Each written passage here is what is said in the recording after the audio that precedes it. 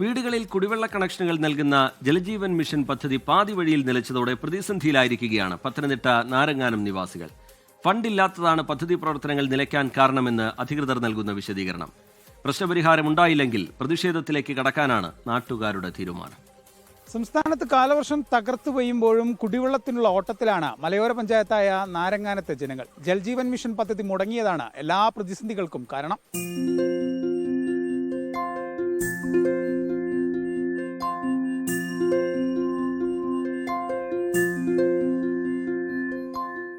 ഇന്നോ ഇന്നലെയോ തുടങ്ങിയതല്ല ഈ മനുഷ്യരുടെ വെള്ളത്തിനു വേണ്ടിയുള്ള അലച്ചിൽ. നാരങ്ങാനത്ത് ഏറെ നാളായി കുടിവെള്ളക്ഷാമം രൂക്ഷമാണ്. പലപ്പോഴും വലിയ വില കൊടുത്താണ് ഇവർ വെള്ളം വാങ്ങുന്നത്. മറ്റു വഴിയില്ലാത്തവർ കിലോമീറ്ററുകൾ നടന്ന് പടിക്കെട്ടുകൾ കയറിയിറങ്ങി വെള്ളം ചുമന്ന് വീട്ടിലെത്തിക്കുന്നു.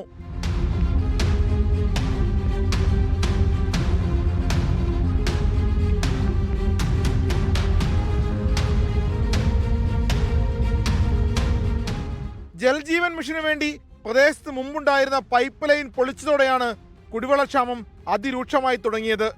എന്നാൽ ജൽജീവൻ മിഷൻ പദ്ധതി 14 വാർഡുകളിലും മുടങ്ങിക്കിടക്കുന്ന അവസ്ഥയിലാണ്. പദ്ധതിക്കായി കൊണ്ടുവന്ന പൈപ്പുകൾ വഴിയരികിൽ കിടന്ന് കാട് പിടിച്ചു തുടങ്ങി.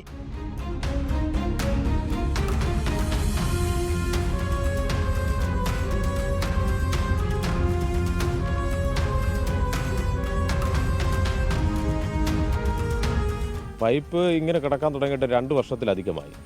നമ്മൾ വാട്ടർ അതോറിറ്റിയുമായി ബന്ധപ്പെടുമ്പോൾ അവർ പറയുന്നത് കോൺട്രാക്ടർക്ക് പൈസ കൊടുക്കാൻ കഴിയാത്തതുകൊണ്ട് കൃത്യമായിട്ട് പണികൾ ചെയ്യാൻ സാധിക്കുന്നില്ല.